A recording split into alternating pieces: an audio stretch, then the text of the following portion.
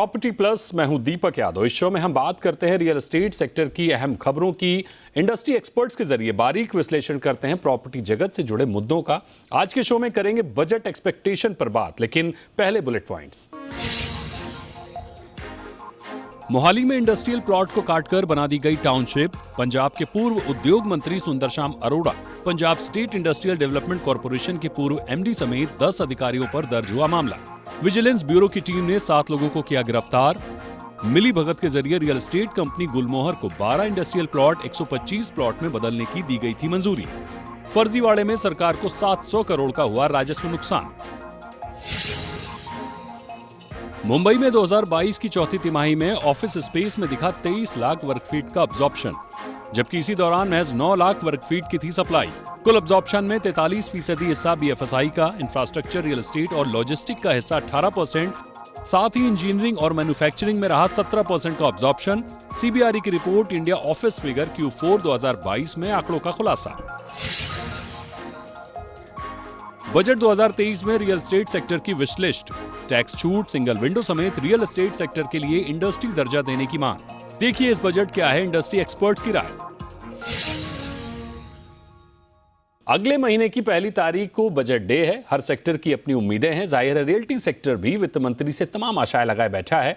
इस क्रम में बजट सीरीज में हम रियल एस्टेट सेक्टर के अलग अलग पहलुओं पर बात करेंगे। एक्सपर्ट, डेवलपर्स, ग्राहक यानी रियल एस्टेट से जुड़े हर तबके तक हम पहुंचने की कोशिश करेंगे, आपकी बात रखेंगे। हालांकि बीते कुछ वर्षों में हमने रियल एस्टेट सेक्टर में बंपर ग्रोथ देखी है, घरों की शानदार बिक्री देखी है, लेकिन फिर भी कई पहलुओं पर रियल्टी सेक्टर वित्त मंत्री की ओर उम्मीद भरी नजरों से देख रहा है। फिर बात चाहे निवेश के नियमों को आसान बनाने की हो, रियल एस्टेट को इंडस्ट्री का दर्जा देने की बात हो, प्रोजेक्ट फंडिंग की बात समेत एक नहीं कई मसले हैं जिनका हल रियल एस्टेट सेक्टर चाहता है।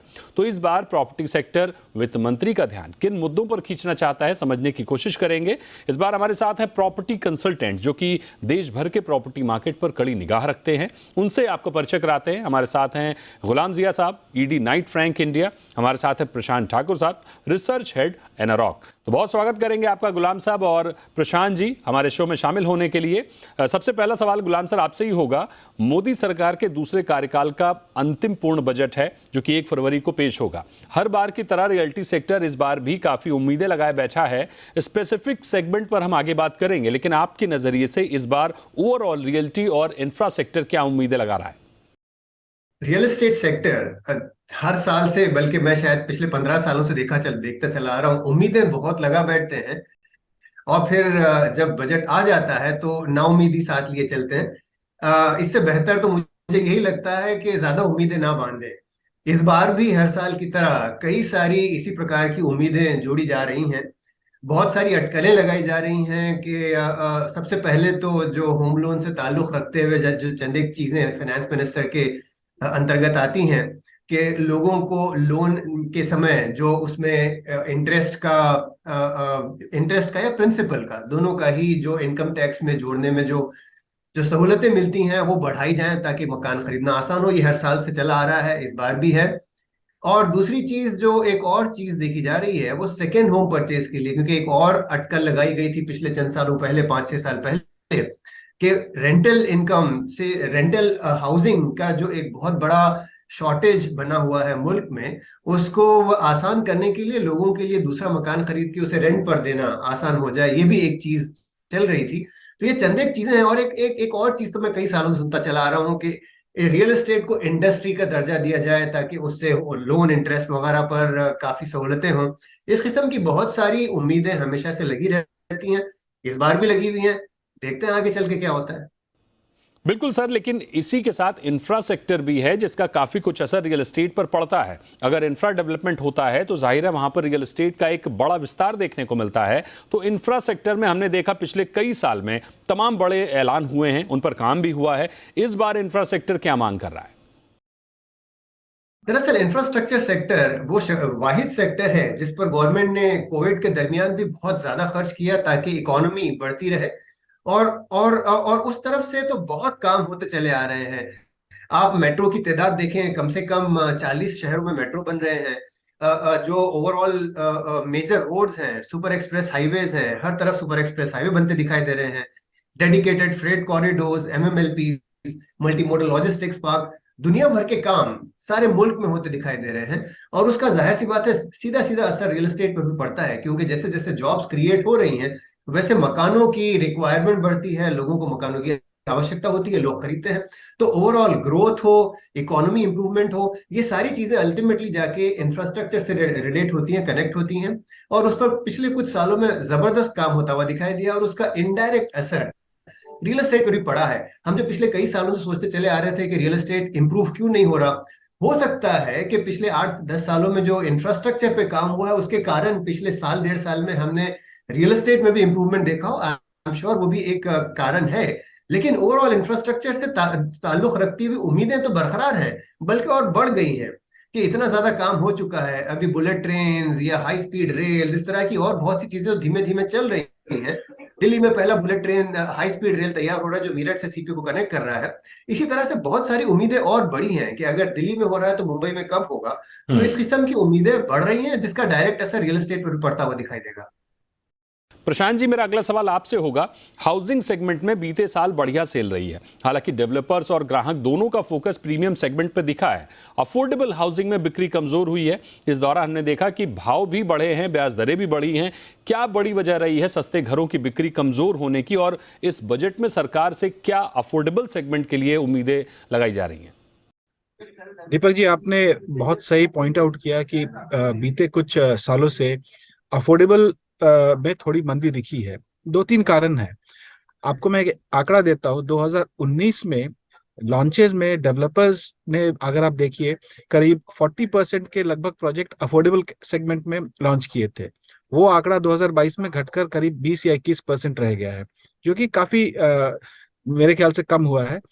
और ये सब हुआ है उसके बाद, जिसके अगर आप देखिए तो बैकग्राउंड में गवर्नमेंट ने काफी इंसेंटिव दे रखा था, उसके बाद भी ये कमी आई है। जो चंद इंपॉर्टेंट मेजर कारण मेरे ख्याल से लगता है कि अगर आप देखें अभी कोविड के समय जो लो इनकम ग्रुप है उनके इनकम ब्रैकेट में सबसे ज्यादा डिस्ट्रक्शन हुआ है। आप देखिए जहां की मिड और अपर मिड सेगमेंट काफी वापसी उन्होंने स्ट्रॉन्ग कमबैक किया है। लोअर इनकम ग्रुप अभी भी स्ट्रगल कर रहा है। उसके बाद अगर आप देखिए, इन्फ्लेशन की वजह से इनपुट कॉस्ट भी काफी बढ़ गया, जिसकी वजह से डेवलपर्स के लिए अफोर्डेबल प्रोजेक्ट लॉन्च करना थोड़ा सा मुश्किल हो गया, मार्जिन में थोड़ी कमी आ गई है। और जब इंटरेस्ट रेट बढ़ता है और आप जब देखिए income level of lower income group काफी कम है, तो उस समय बैंक्स क्या करती है कि क्रेडिट लिमिट भी इनके लिए घटा देती है। जो बायर्स होते हैं तो इनको क्रेडिट मिलना भी मुश्किल हो जाता है। तो मेरे ख्याल से दोनों डिमांड और सप्लाई साइड में अफोर्डेबल हाउसिंग में काफी प्रेशर देखने को मिला है। मेरे ख्याल से अगर आप ये कॉन्टेक्स्ट देखें कि हमारे गवर्नमेंट की जो फोकस रही है हाउसिंग फॉर ऑल, जिसमें अफोर्डेबल हाउसिंग एक बहुत ही मेजर रोल प्ले करता है, चंद चीजें मेरे ख्याल से इस बजट में विचार में किया जा सकता है। जिसमें सबसे पहला मुझे लगता है कि अफोर्डेबल हाउसिंग का definition both in terms of size और टिकट प्राइस बढ़ाना चाहिए। 45 लाख जो कट ऑफ है अफोर्डेबल हाउसिंग, मुंबई जैसे शहर में बहुत मुश्किल है। साइज 60 स्क्वायर मीटर आपके टीयर 2 सिटीज में है और 90 टीयर 1 में। इसको थोड़ा इजाफा करेंगे तो होगा, 2 फायदे होंगे। जीएसटी का रेट अफोर्डेबल के हिसाब से लगने लगेगा, और बाकी जो इंसेंटिव जो अफोर्डेबल हाउसिंग के लिए मिलता है बायर को, वो भी मिलेगा। तो कॉस्ट ऑफ एक्विजिशन कम हो जाएगा। तो मेरे ख्याल से एक गवर्नमेंट ये कर सकती है अफोर्डेबल हाउसिंग को पुश देने के लिए। दूसरा, अगर आप देखें प्रधानमंत्री आवास योजना में पिछले साल करीब 48,000 करोड़ के लगभग एलोकेशन हुआ था 80 लाख घर कंप्लीट करने के लिए, जो कि काफी अच्छी रकम है। मेरे ख्याल से उसको थोड़ा और बढ़ाना चाहिए। गुलाम सर, इकोनॉमी स्थिर होती है तो रियल्टी सेक्टर में तेजी नजर आती है। हालांकि अभी रियल्टी सेक्टर में तेजी का माहौल दिख रहा है। ऐसे में अगर हम सप्लाई साइड की बात करें तो डेवलपर्स की हर बार तमाम मांगे होती हैं, बात चाहे क्रेडाई की हो या नरेटको की हो, एक लंबी चौड़ी लिस्ट नजर आती है। लेकिन कई साल से उस लिस्ट को अगर हम देखें तो वो कोरी रह जाती है, बहुत ज्यादा बजट में उसको देखकर आता नहीं है। तो डेवलपर इस बार क्या चाह रहे हैं वित्त मंत्री से? क्या लिस्ट वही है या फिर कुछ फेरबदल हुआ है? तो ओवरऑल जो एक्सपेक्टेशंस की लिस्ट है वो हर साल की तरह कुछ सप्लाई साइड इंसेंटिव्स, कुछ डिमांड साइड इंसेंटिव, और ओवरऑल मार्केट को इम्प्रूव करने के लिए जो उम्मीदें लगाई जाती हैं वो सब भी हैं। तो काफी लिस्ट जो है वो कुछ ज्यादा चेंज नहीं है, जो सालों से बनी आ रही है वही है, उम्मीदें वही हैं। तो मुझे नहीं लगता कि इस बार, और चूंकि ओवरऑल पिछला साल जो है रियल एस्टेट सेक्टर के लिए काफी खुश करने वाला रहा है। लोग काफी, जो डेवलपर्स मार्केट में काम कर रहे हैं वो संतुष्ट हैं। तो ऐसी परिस्थिति में बहुत ज्यादा उम्मीदें लगाना भी कुछ सही नहीं लगता, लेकिन चूंकि उम्मीदें हैं, बरकरार है, और लिस्ट वही है जो चंद एक पॉइंट 4 या 5 मैंने कहे थे, उनमें से चंद एक प्रशांत ने भी ऐड किए हैं, जी वही लिस्ट है, उसके आगे कुछ और नहीं है। प्रशांत सर, सप्लाई साइड की तो बात हो गई, इसी तरह डिमांड साइड तेजी बनी रहे, इसके लिए आम घर खरीदार को वित्त मंत्री जी से क्या आशाएं हैं? भारत में अगर देखा जाए तो जैसा कि मैं हमेशा कहता हूं कि हाउसिंग डेफिसिट है, लोगों को घर चाहिए। दिक्कत तब आती है जब वो घर उनके पहुंच के बाहर हो जाता है कीमतों के वजह से। मेरे ख्याल से सबसे इम्पोर्टेंट चीज जो मुझे लगता है ध्यान देना चाहिए कि किस तरीके से परचेजिंग कॉस्ट एक एक बायर के लिए कम पड़े, जिसमें से मेरे ख्याल से जो आपने देखा होगा कि 2 लाख का जो टैक्स इंसेंटिव मिलता है होम लोन के इंटरेस्ट पे, वो काफी साल से वो अमाउंट कभी बढ़ा नहीं है। जहाँ की आप देखिए टिकट साइज घर के बढ़ गए हैं, लोन वैल्यू जो आजकल ग्राहक ले रहे हो वो बढ़ गया है। तो मेरे ख्याल से उसको बढ़ाना थोड़ा लगता है नीड ऑफ द आवर है। 2 लाख से बढ़ाकर अगर आप 5 लाख भी कर देते हैं तो उसके हिसाब से काफी एक इंसेंटिव मिल जाता है एक होम बायर को घर खरीदने के लिए। और इंफ्रास्ट्रक्चर आपने जैसा बोला, इंफ्रास्ट्रक्चर डेवलपमेंट से 2-3 चीजें होती हैं। इंफ्रास्ट्रक्चर से पेरिफेरीज में कनेक्शन बढ़ते हैं, शहर के बाहरी इलाकों में जहाँ पे लैंड पार्सल डेवलपर को सस्ता मिलता है, अफोर्डेबल हाउसिंग यूनिट आ सकती हैं। तो मेरे ख्याल से जितना ज्यादा इंफ्रास्ट्रक्चर पे फोकस किया जाएगा उतनी ज्यादा आप देखेंगे लैंड अवेलेबिलिटी बढ़ेगी और डेवलपमेंट एक शहर के एक किसी सेंटर में ना सिकुड़ के वेल डिस्पर्स्ड होगा, जिसकी वजह से कीमतों में थोड़ी कमी आएगी और काफी लोग घर अफोर्ड कर पाएंगे। सो ये चंद बातें हैं जो अभी मेरे दिमाग में आ रही हैं। गुलाम सर, जिस तरह हम ग्लोबल मंदी के संकेत देख रहे हैं, छटनियां देख रहे हैं, अभी अमेजॉन ने भी ऐलान किया है कि 18,000 कर्मचारी प्रभावित होंगे, असर कुछ भारत पर भी पड़ेगा। ऐसे में निश्चित तौर पर कहीं ना कहीं रियल्टी सेक्टर भी प्रभावित होगा ही, लेकिन इस झटके को कम से कम करने के लिए बजट में क्या कुछ हो सकता है? इसका देखिए, डायरेक्ट तो मुझे नहीं लगता कोई इस किस्म की चीज की जा सकती है, लेकिन इनडायरेक्ट जो जॉब क्रिएशन से ताल्लुक रखती हुई बातें हैं कि आप इकोनॉमी को इतना सपोर्ट करें, इतना ग्रो करें। इनफैक्ट और वो काफी हद तक देखा गया है कि पिछले चंद महीनों में जहां तकरीबन सारी दुनिया में रिसेशन के बादल छाए हुए हैं, भारत में कम से कम इसका असर बहुत ही कम पड़ा है। और वो चीज इस वजह से है कि पिछले चंद सालों में जो ओवरऑल इकोनॉमी को ग्रो करने के लिए जो सपोर्ट इंफ्रास्ट्रक्चर और पॉलिसीज बनाई गई हैं, वो आज हमारे काम आ रही हैं। और चाहे बड़े बड़े मुल्कों में, अमेरिका, यूरोप और वगैरह, चाइना में जो कुछ भी दिक्कतें हो रही हैं, भारत में उस कंपैरिजन में बहुत कम दिक्कतें हैं। और उसका रीजन यही है कि इकोनॉमी की ग्रोथ, मुकम्मल तौर पे ओवरऑल ग्रोथ के ऊपर ध्यान दिया गया है, ना सिर्फ इंफ्रास्ट्रक्चर बल्कि इवन जो दूसरे बैकएंड वाले सारे फोकस हैं, जो लॉजिस्टिक्स और वेयरहाउसिंग सेक्टर्स वगैरह, ये सारी चीजें, इनमें हमने एक बहुत ही जबरदस्त ग्रोथ फेज देखा है। और उसकी वजह से जॉब क्रिएशन बहुत अच्छा रहा। इनफैक्ट रियल एस्टेट सेक्टर में एक और बात जो दबी दबी जबान में हल्के अल्फाज में कही जाती है कि आज भी लेबर बहुत बड़ा इशू बना हुआ है रियल एस्टेट सेक्टर के लिए। और labour cost, while material cost कम हुई है, लेकिन लेबर कॉस्ट शूट अप हुई हैं। और उसका कारण ये है कि लोग अर्बन सेक्टर्स में, इंफ्रास्ट्रक्चर में आने में कतरा रहे हैं, क्योंकि उनको अपने अपने छोटे शहरों में, अपने छोटे गांवों में पॉसिबिलिटीज क्रिएट हो चुकी हैं।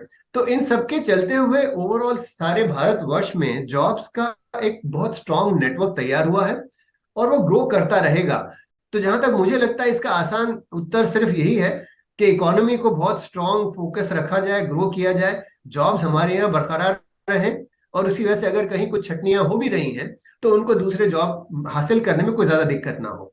बजट एक्सपेक्टेशन पर यह चर्चा लगातार अभी जारी रहेगी। एक छोटा सा ब्रेक लेते हैं, ब्रेक के बाद फिर हाजिर होते हैं और जानने की कोशिश करते हैं कि और क्या कुछ मांगे हैं बजट को लेकर।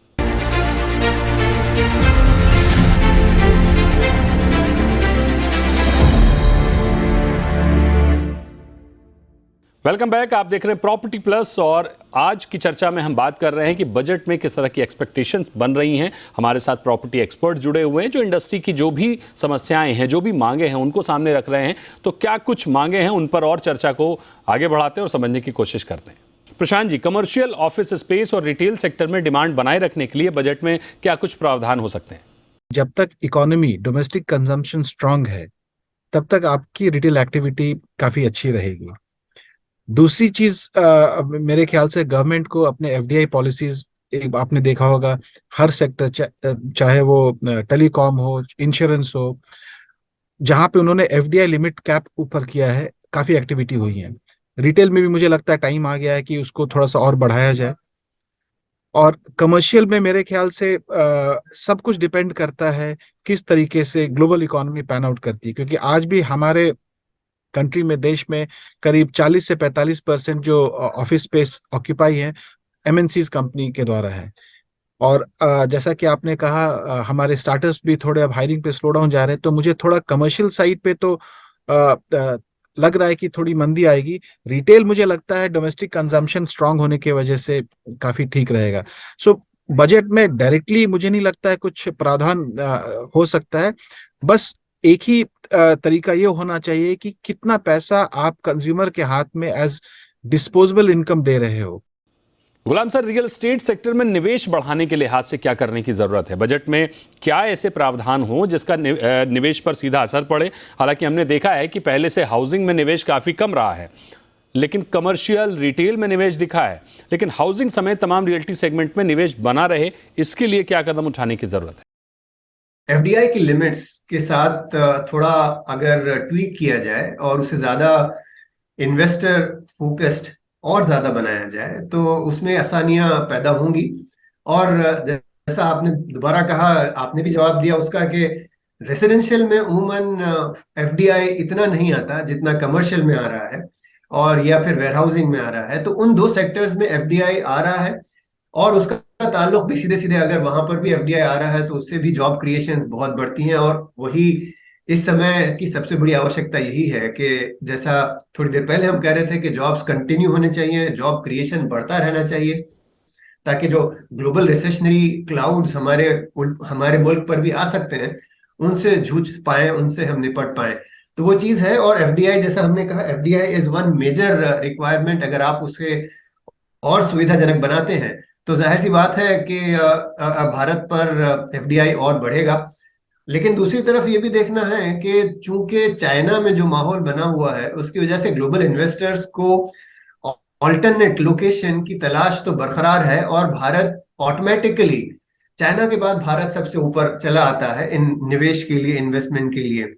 और जो कुछ भी करंट सिचुएशन है, इन्वेस्टर्स का फोकस, निवेशकों का फोकस भारत पर ऑटोमेटिकली बना हुआ है।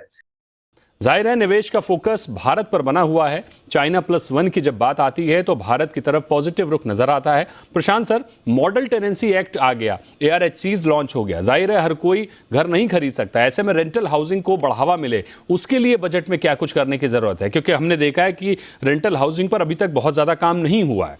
क्या इसमें करने की जरूरत है जिससे कि जो लोग घर नहीं खरीद सकते हैं उनके लिए रेंट पे घर लेना आसान हो, रेंट की जो पॉलिसीज हैं, रेंट की जो समस्याएं हैं, दिक्कतें हैं, वो दूर रहें? देखिए, मेरे ख्याल से मॉडल टेनेंसी एक्ट को आए हुए हो गया साल भर, लेकिन अभी तक 3 या 4 स्टेट के अलावा कहीं पे अभी ये लागू नहीं हुआ है। द नीड ऑफ आर, अगर आप पूछिए भारत जैसे देश के लिए जहाँ पे हाउसिंग शॉर्टेज है लेकिन अफोर्डेबिलिटी भी एक बहुत बड़ा मुद्दा है, मेरे ख्याल से रेंटल हाउसिंग जो होता है उसको प्रमोट करना ऑन अ डेवलपर लेवल के अराउंड कुछ पॉलिसी होनी चाहिए। जैसा जो मैं कहना चाह रहा हूँ, जैसे मान लीजिए जिस तरह से आपने अफोर्डेबल हाउसिंग के लिए एक प्रोजेक्ट स्कीम निकाला, डेवलपर्स को आपने इंसेंटिव दिया, उसी तरह अगर आप एनकरेज करें डेवलपर्स को कि अगर डेवलपर्स एक एक प्रोजेक्ट बनाए, बिल्ड एंड ऑपरेट सिर्फ रेंटल हाउसिंग के लिए, और उसके अराउंड आप उसको कुछ इंसेंटिव दे, उसके लिए आप उसको कुछ इंसेंटिवाइज करें in terms of concessional rate पे लैंड प्रोवाइड करना, कंसेशनल रेट पे फंड प्रोवाइड करना। मेरे ख्याल से ये थोड़ा एक पाथ ब्रेकिंग, मेरे ख्याल से एक मूव हो सकता है जो कि हाउसिंग शॉर्टेज के प्रॉब्लम को बहुत ही सीरियसली एड्रेस करेगा। और मेरे ख्याल से लॉन्ग टर्म में अगर आप देखिए डेवलप्ड कंट्री में ये काफी प्रेवलेंट मॉडल है, जहाँ पे बहुत सारे हाउसिंग यूनिट्स सिर्फ रेंटल पर्पस के लिए बनते हैं। मास स्केल पे सप्लाई ऑफ हाउसिंग जो कि सिर्फ रेंटल के लिए है, वो तभी आ सकता है जब आप एक इफेक्टिव पब्लिक प्राइवेट पार्टनरशिप के तहत डेवलपर्स को एनकरेज करें तरह के प्रोजेक्ट्स लेकर आने के लिए। बिल्कुल, पीपीपी मॉडल के जरिए डेवलपर्स को आकर्षित करने की जरूरत है, तभी रेंटल हाउसिंग की तरफ डेवलपर्स का फोकस बढ़ सकता है। यानी ओवरऑल अगर आप प्रॉपर्टी एक्सपर्ट के नजरिए को समझने की कोशिश करें तो इस बार भी रियल्टी सेक्टर की डिमांड बहुत नई नहीं है। बीते कई सालों की जो लिस्ट है, कुछ एक आध सवाल उसमें ऐड हुए हैं। मोटे तौर पर डेवलपर्स की लागत बढ़ रही है, घर खरीदारों पर महंगाई का जो बोझ बन रहा है उसको कम करने का प्रयास हो, डिमांड साइड लग्जरी का बाजार तो बढ़ रहा है, लेकिन मोदी सरकार का सबको घर देने का जो सपना है वो थोड़ा कमजोर होता हुआ दिख रहा है, क्योंकि अफोर्डेबल हाउसिंग में तमाम रियायतों के बाद भी बिक्री कमजोर पड़ रही है। कैसे सस्ते घरों को बढ़ावा मिले उस पर कुछ करने की जरूरत है। रेंटल हाउसिंग में जो सुस्ती है वो कैसे दूर हो, इस पर ध्यान देने की जरूरत है, क्योंकि हर कोई घर नहीं खरीद सकता है। मंदी का असर भारत में नहीं है, हालांकि चिंताएं जरूर है। ऐसे में निवेश बना रहे, निचोड़ यह है कि जॉब बने रहें, कारोबार बने रहें, इन सब बातों को लेकर प्रयास हो। तो बहुत शुक्रिया करेंगे गुलाम सर आपका और प्रशांत जी आपका हमारे साथ जुड़ने के लिए, इस चर्चा में शामिल होने के लिए। तो बजट से पहले हर हफ्ते हम बात करेंगे बजट से जुड़े मुद्दों की, रियल एस्टेट के हर पहलू को छूने की कोशिश करेंगे। अगर आपका भी कोई सवाल है तो आप हमें जरूर भेजिए, हमारी कोशिश होगी कि हम आपकी बात वित्त मंत्री तक पहुंचाएं। तो आज के इस शो में फिलहाल इतना ही। आप बने रहिए जी बिजनेस पर। नमस्कार।